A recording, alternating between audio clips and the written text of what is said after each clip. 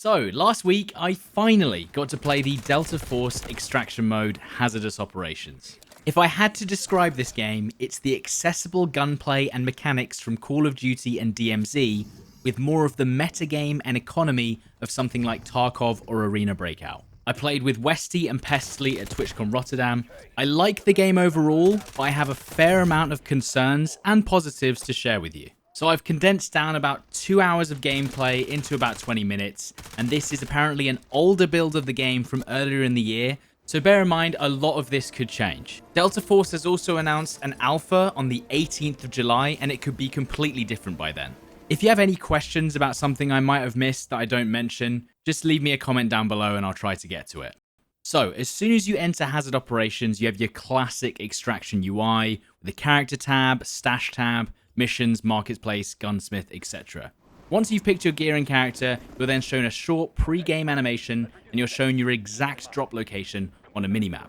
You spawn into the map with a short traversal animation, and like DMZ, you kind of just fade into the match. This was our very first game, so we decided to test the friendly fire, and it turns out there's no damage to teammates whatsoever. We start to test our abilities, so this class has the healing gun, and it seems like I've got the smoke drones as well. And this medic class also has access to a normal smoke grenade, and you can see my abilities recharging in the bottom right. So we push into this compound, and we come across like a Juggernaut style boss with a minigun. He seems to be heavily armored, and if he actually gets a sightline on you, he really does a lot of damage. But remember, we've got really high value ammo, so we actually take him out pretty quickly and he goes down. So every enemy that you kill drops a loot box that everyone can actually interact with at once. And just like you, they have rigs, helmets, backpack. You can hover over items to instantly loot, or you can click and drag them to your inventory and change their orientation. About a minute later, we start getting shot at by what we think are players, so we take a bit of damage. And you can actually see that Pestily pings the direction that the enemies are in. And this is where we realize that we should probably use our abilities, so I use the healing gun on Pestily. And it's actually a pretty fast heal for what is usually quite a slow healing game. We start hearing players nearby. They peek around the corner, and I break their armor, and it shows a little UI element. This guy I down, and again, it shows me that I knocked them down. And then with a little more damage, of course, they go into the finished state. Now, just like DMZ, their body will stay in the round until all of their teammates are eliminated. So, because this guy's body disappears, we know that we wiped the squad, and we can loot his character like we did with the Juggernaut. After the fight, we take a little bit more damage, so I decide that I'm going to heal both Pestily and top off Westy's health as well. And again, this ability is just constantly reloading in the bottom right. And you can heal yourself as well. We make our way into the lab building and we find these giant loot boxes, and this gives you an idea of how long it actually takes to loot things. It's much faster than other extraction shooters I've played, and you can simply just drag and drop them straight into your bag, and that's value that you can take out of the round. Whilst I'm looting, I hear a commotion in the hallway next door, and I make a huge mistake and get absolutely smashed by a boss character and his guards. Eventually, both Pestily and I go down into the finished state, and you can see there's like a small timer around our names. Then Westy uses the carry mechanic that I talked about in the other video to bring him to safety just in case one of those guards pushes around the corner, and then it takes about 10 seconds for the full revive to go off. You come back with a tiny slither of health, so you have to heal up immediately. After being revived, Pestily doesn't quite get back to full health and tries to repeat the boss, who just instantly downs him. And then whilst trying to keep back the boss and going to revive Pestily, he runs out of the timer, and this time, Pestily's body disappears and he can no longer be revived.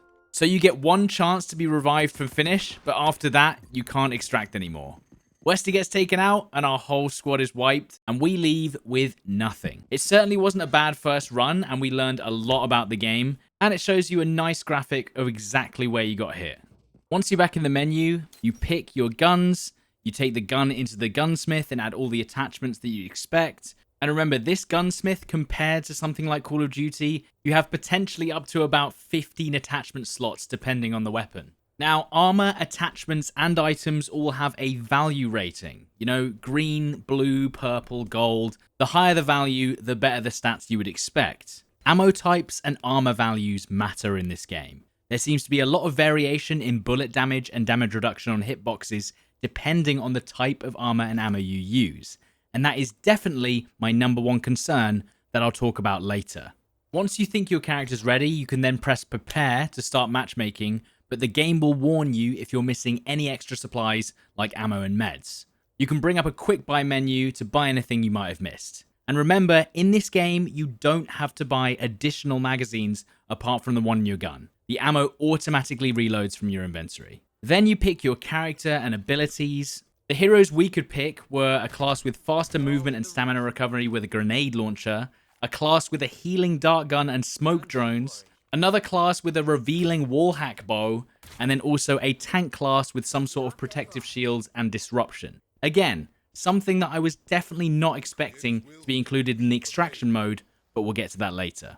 In our second game, we're a little bit more confident, so we run straight off the spawn and we start heading in a different direction. So eventually we push into this little village. There's apparently a safe here, which means that's high value loot.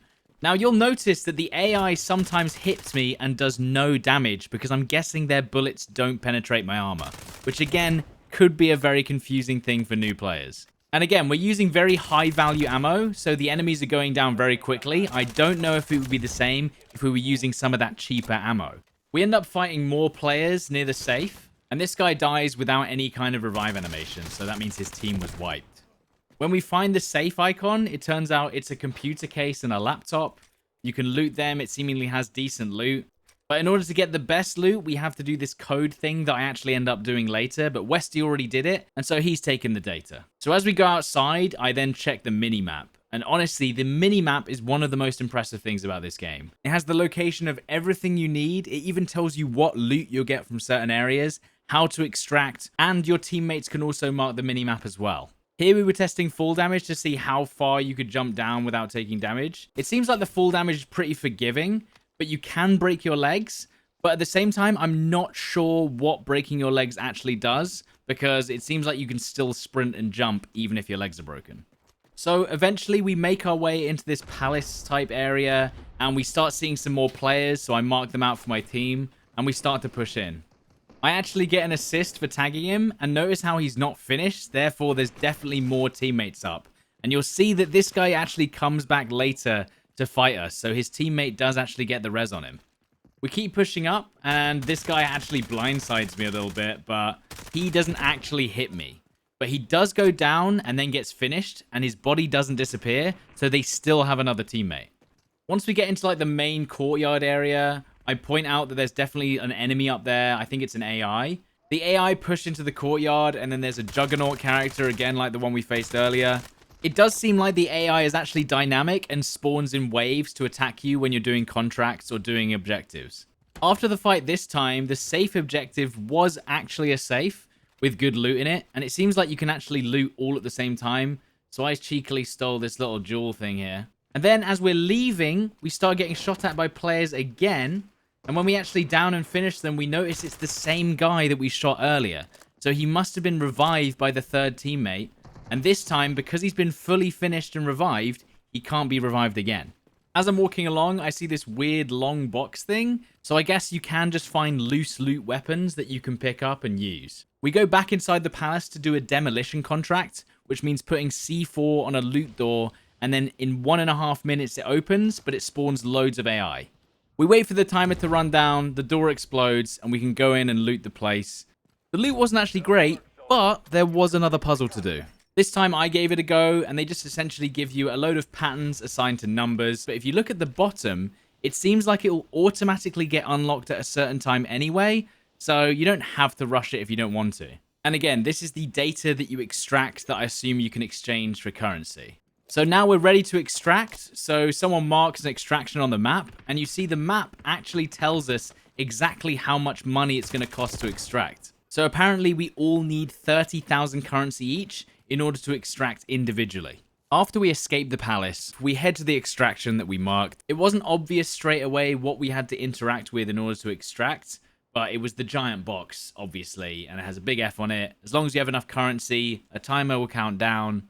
At the end of the timer, a little zip line drops down, you hook yourself on. We asked Westy if our characters were still in the game or he could see us extract, but unfortunately you do just disappear off the map. I feel like it would be a pretty nice feature if you could see people extracting in third person to make it a bit more immersive, but it's not too much of an issue. It shows you how much you extracted, and of course you can take all the loot that you got from the game and put it into your stash. Now, in our third and final game, we did a similar run to what we did in our first run, so I've skipped forward quite a bit. But this shows the overload on the Bionic Legs character. You can obviously run faster, and you have basically unlimited stamina. After running around for a bit, Pestily finds a lever to make the train depart. And apparently everyone on the map gets notified that the train's leaving, and anyone can extract on it. So essentially, as long as you wait around for 6 minutes and jump on the train when the doors open, you'll be extracted just like normal. Now, because we had quite a long time to wait, I thought I would go and find the crocodile that I saw from the trailers. And I knew that it was in this area because I've seen this area so many times in the footage I've seen. I spot one of the little crocodiles and I'm like, oh, maybe I'll have to shoot it. But it actually aggroes to me almost instantly and starts running up the hill towards me. That's, of course, when I realized that I'm not even full health, so I realized I probably should have healed up. And this is also a great time to talk about the healing system. It automatically picks the most useful item that you already have in your bags, so you just need to press 5 and you'll automatically heal. But look, it's giving me leg injuries here. So obviously I try and like panic heal myself, and it looks like it's aggroed on them, but it still just knocks me down. So these guys get together and just stab it to death. Unfortunately, I don't think you can loot the crocodile. And then moments later, as they're rezzing me, there turns out there's another crocodile. It just starts attacking Westy whilst he's rezzing me. But in the end, we get our knives out and we manage to take it down. And I get assist on crocodile, which is very nice. Now, by this point, we actually realize, oh crap, the train's actually about to leave and we have about 30 seconds left. And we're all low on health. But notice how I have all these injuries, but it doesn't seem to be affecting my running. But I use my ability to basically speed run and have no stamina loss to run all the way to the train. And again, it brings me to the thought of how strong these abilities are, especially with how fast they actually reactivate. So the train's got 20 seconds left. It's just me on board. The other guys are pretty far back. Pestily actually manages to keep up, but I decided to try and make it a bit harder for him. And in the last second, he gets on the train and we manage to extract. Westy, unfortunately, left behind. And so, what do I think of it thus far? Well, let's start with the positives. The map we played was large, plenty of diverse areas to explore, great visibility, and pretty optimized performance that will probably run well on most systems and consoles. Plenty of cover in all areas of the map, with just the right amount of detail, a good amount of contracts, bosses, loot, with dynamic extractions that made it feel different each time. Loot is actually valuable, and there'll be an intensity for each round, knowing that you can win or lose a serious amount of currency. The minimap, UI, and icons are clean and descriptive, and the mechanics are intuitive and readable. Almost identical gunplay to Call of Duty, smooth and easy to control recoil. The stamina system and ammo systems are very forgiving. The inventory, marketplace, and hideout are simple but easy to understand. It looks like there's already plans for a lot of future content. Overall, the most promising and accessible extraction shooter I've played this year compared to DMZ. However, there are a few concerns that I feel will potentially put off a lot of players coming from an arcade background. The most complex system being the ammo and armor. In this build, there were 6 different levels of ammo and armor. A casual player is never going to be able to learn the visual difference between 20 plus armor sets. And when they shoot a player and do little to no damage, it won't be readable. If they really want this game to be more accessible, they might need to simplify the ammo and damage system. The other elephant in the room is the hero-like abilities. They will be incredibly strong in PvP situations and more of an overpowered meta than a helpful tool. Whichever is the strongest ability in PvP is going to be the most used hero in the extraction mode. Some abilities did feel like they belonged, like the healing class being able to slowly heal teammates out of combat. That made sense, compared to the exosuit hero who can run twice as fast, blitz their way across the map, and in PvP, being able to move that fast in a more tactical game will be abused and frustrating to lose your precious gear to. I feel like the main abilities need to be something that are very rarely used, or maybe just really toned down for the extraction mode. Lastly, I'm actually surprised that they added the ability to be revived after being finished. But for players coming from DMZ, it still might be a little punishing to always be eliminated on the second finish. It would be nice that your squad is only fully wiped once the whole squad is down, especially if they want to attract that casual player base, but that is definitely coming from a DMZ bias. I think at this time, Hazardous Operations isn't sure which player base it really wants to appeal to. In my opinion, Arena Breakout fully gives the Tarkov players what they want, and so leaning more into the COD and Battlefield audience would be the play. However, I also understand that this will potentially be the only other extraction shooter on console apart from DMZ, so casting a wider net to catch hardcore players could also be beneficial to them since the other hardcore extraction shooters are PC only. What do you guys like and dislike about Delta Force so far? What would you keep or change? Let me know what you think in the comments. There's still a long way to go yet. We still have an alpha test to play later this month, and I feel like the developers are very open to feedback. If you're interested in Delta Force gameplay when that releases on the 16th of July, make sure to subscribe, and of course, if this video was helpful, then give it a like. Hopefully, after this alpha, we get a more completed picture of what they want to build, and maybe changes will be made to really focus on what audience they want playing the game. Thank you guys for watching, and I'll see you soon. Cheers.